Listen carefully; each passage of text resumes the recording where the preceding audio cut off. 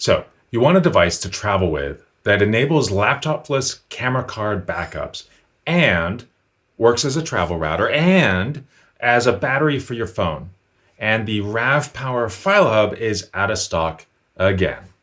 In this video, I'll show you another alternative, the Kingston MobileLite Wireless G3.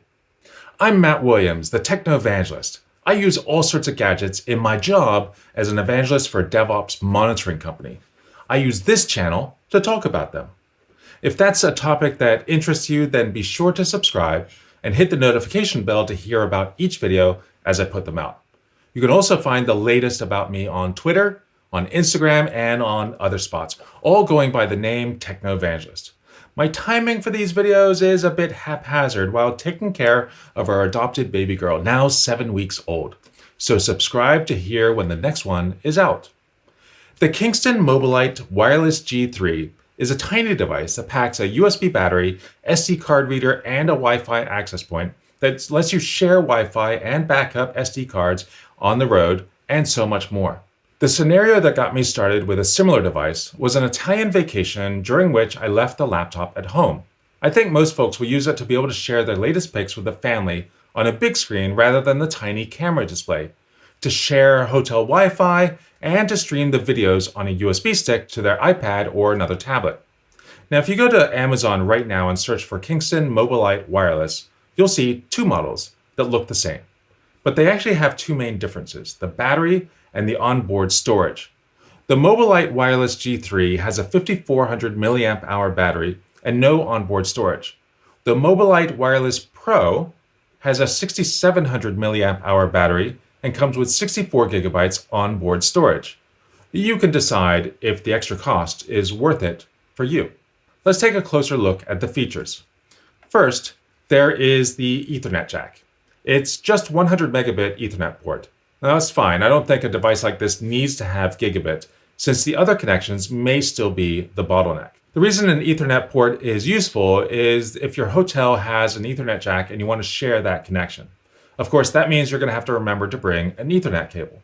Now, if you know that 100 megabit is a problem and that gigabit Ethernet is important to have in a travel router, check out this video about the GL iNet AR750S. Turning the device around and you see the micro B USB port. This is for charging the device. It takes about 3 hours or so to fully charge. On the other side is the reset button. It's just a little hole next to the power button, and you'll need to shove a paperclip in there for about 13 seconds to reset to factory defaults.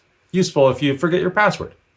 And then there's the power button. Tap it to see current battery levels and hold it in for about 3 seconds to start it up and power it down. There's another button you need to know about. It's the button that lets you subscribe to this channel. You can find it below this video. Go ahead, click it. Turning the device again and you have a USB 2 port. If you have a USB 3 drive, it'll still work, but you definitely won't get the speeds you may be used to getting locally. It outputs 3.7 volts at 2 amps, so some devices might be charged faster, but your iPhone will not. And then you have an SD card slot. At the top are 3 lights. The right one shows power. Green if it's 51% or higher, red shows that it's lower than 25%, and yellow is everything in the middle. The middle light shows whether the device is broadcasting on Wi-Fi. If you see a light here, you can connect to it from your tablet or phone. When it flashes, there is activity on the network. The left light indicates that the device is bridged to the internet or another Wi-Fi access point. Now, it's possible to access the device from a web page, but you don't get much there. Some folks complained about the web UI on the RavPower FileHub, but that web page was super advanced and elegant compared to what you get on the web with the MobileLite. I think they just want to make it clear that you should not use the web interface. The mobile app is the way you should work with it pretty much in every case. But just like with the RavPower, I think you should use another file manager app to actually work with your files. I personally use the File Browser Go app from Stratospherics. When you open up the MobileLite app, there is a row of buttons at the bottom. Home is where we are right now. Music and video will show all the music files and all the video files on the connected storage devices. Backup is one touch to back up everything on your phone. And settings is where you can configure the wireless settings and get access to some other features. Unlike with the FileHub, there are no options to configure for DLNA or Samba. They're just enabled by default. If you go back home, you can navigate through the files in a simple file explorer. Of course, just like with the other devices I have shown here, I think the File Browser Go app is far more functional and is what you should be using to manipulate files on external drives. And if you're using that app, the other videos about the RavPower FileHub completely apply to this as well. Now, if you're doing a backup, using the Devices app is always going to be faster than a third-party app. File Browser Go and all the other apps will move the file from your SD card to your phone and then back out to the hard drive because they just look like different drives and they don't understand that there's a small computer in the middle. Call these things whatever you like, but they are just small, self-powered Linux boxes with a semi-nice UI on top. Compared to the FileHub and the GL, iNet, and other devices, why should you consider buying the MobileLite from Kingston? Well, first off, compared to RavPower, Kingston seems to be much better when it comes to supply chain management. The RavPower devices were out of stock for months. They discontinued the new model but didn't explain why. The replacement model was released and it's out of stock again as I'm recording this. Of course, this could be because the FileHub is popular and no one's buying the MobileLite.